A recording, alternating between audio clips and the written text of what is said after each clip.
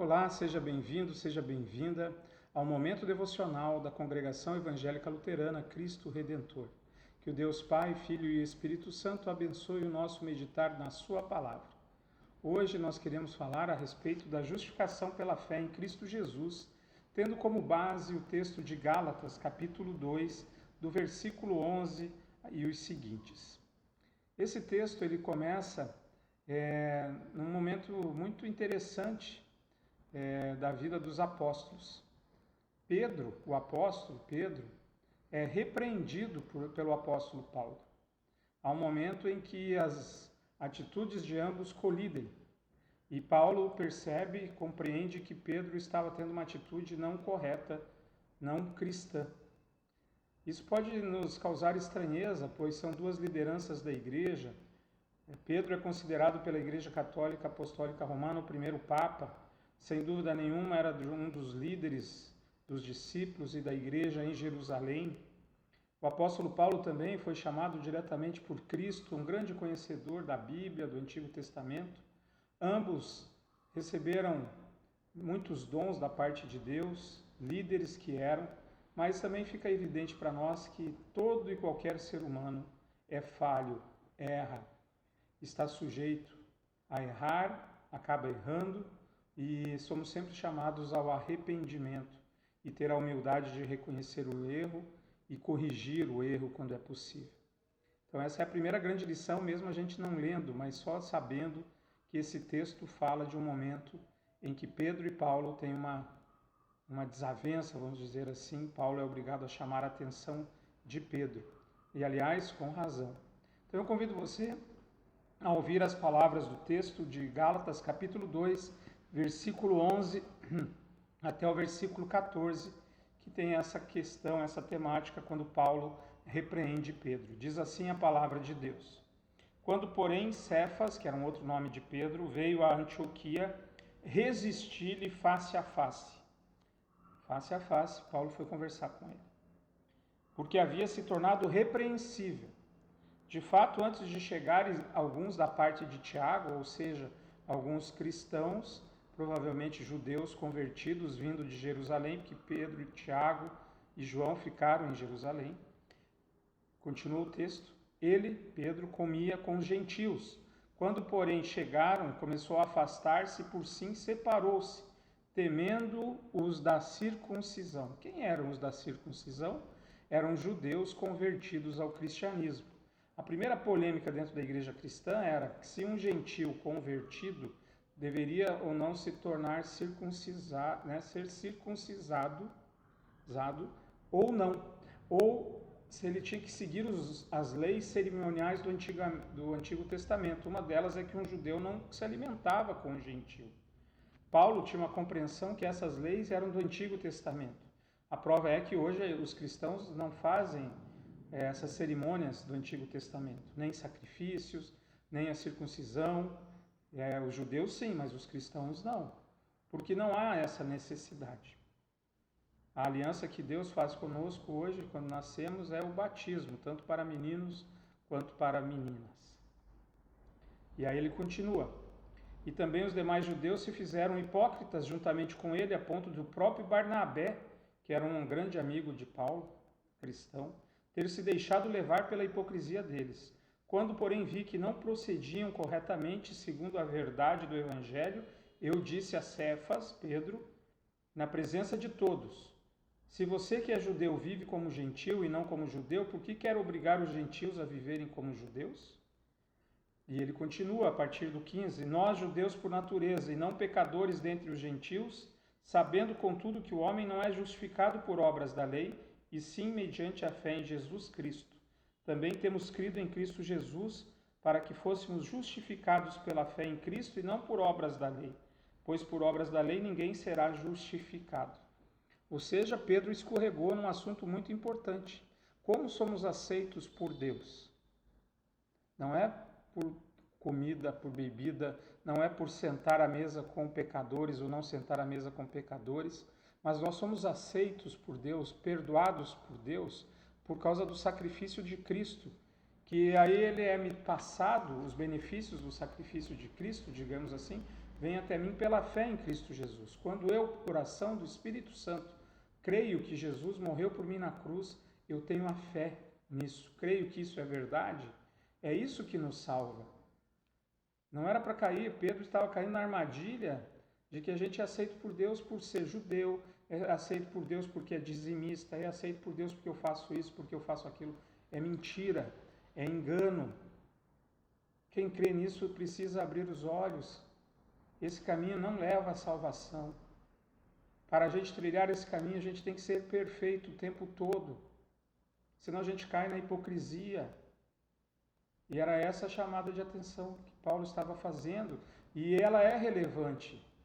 Porque quando você acredita que você precisa fazer algo para se salvar, você está indiretamente reduzindo a obra de Cristo. Dizendo que, olha Deus, o que Jesus fez foi importante para mim, mas não é tudo, eu preciso completar.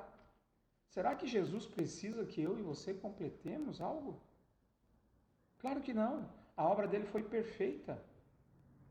A vida dele foi dada em nosso lugar. Ponto, acabou. Quem crer nisso será salvo, quem não crer será condenado.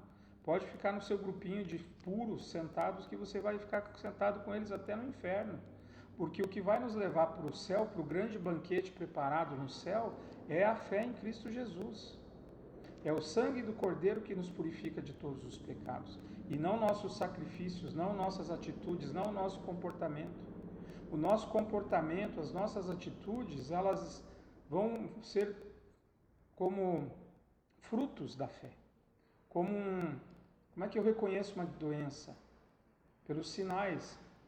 Quais são os sinais de um cristão? A vida que ele leva. Mas não é a vida que ele leva que o torna ser cristão. Mas por ser cristão, ele vive de uma maneira marcada pelo amor, pela generosidade, pela bondade, pela integridade. Mas ele não se apega na integridade, na sua bondade, na sua generosidade, para barganhar com Deus e dizer assim, olha como eu sou bonzinho, Senhor, eu mereço a salvação, eu mereço ser atendido por você. Já falei várias vezes, mas é importante falar sobre o óbvio. O salário do pecado, aquilo que eu mereço, é o inferno. E eu só não vou para o inferno porque Cristo morreu por mim. E graças a Deus Ele colocou no meu coração a fé. Através da fé eu creio. Através da fé eu sei que Cristo morreu por mim e por isso eu sou justificado. E olha o versículo 17. Mas se nós, procurando ser justificados em Cristo, fomos também achados pecadores, será que isso significa que Cristo é ministro do pecado? De modo nenhum, porque se volto a edificar aquilo que destruí, a mim mesmo continuo transgressor. Porque eu, mediante a própria lei, morri para a lei a fim de viver com Deus e para Deus. Estou crucificado com Cristo. Logo, já não sou eu quem vive, mas Cristo vive em mim. E esse viver que agora tenho na carne, vivo pela fé no Filho do homem que me amou e se entregou por mim. Não anulo a graça de Deus, pois se a justiça é mediante a lei, segue-se que Cristo morreu em vão. Se eu preciso fazer algo, o sacrifício de Cristo não valeu. Foi em vão, como diz Paulo.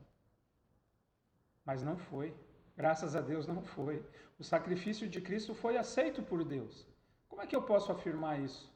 Da onde eu tirei esse pensamento? Da Páscoa, do túmulo vazio, da ressurreição de Cristo, da subida de Cristo diante de 500 pessoas quando ele subiu ao céu. Diante das várias pessoas que viram Jesus, dos discípulos que cearam com ele, de Tomé, que viu e creu. A ressurreição de Cristo é a garantia de que o sacrifício dele foi válido, foi aceito por Deus. E assim como ele vive, nós viveremos. E como diz Paulo, já é Cristo que vive em mim. Não é a minha natureza. A minha natureza continua ali agarrada, mas Cristo conduz a minha vida.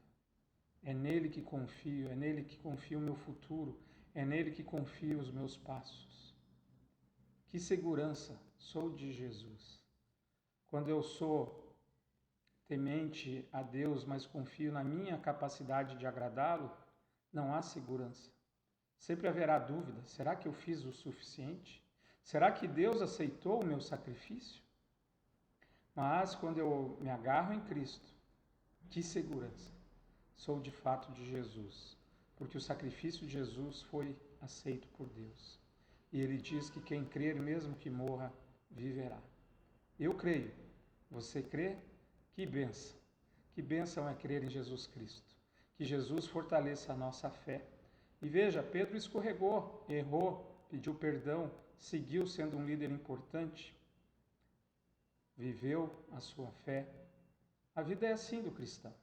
Tem momentos que vamos errar, escorregar, pecar, mas lembre das palavras de 1 João, que temos advogado junto ao Pai, que é Jesus Cristo, e Ele intercede por nós. Que assim seja. Amém. Vamos orar? Querido e bom Deus, graças te damos pela fé em Cristo Jesus.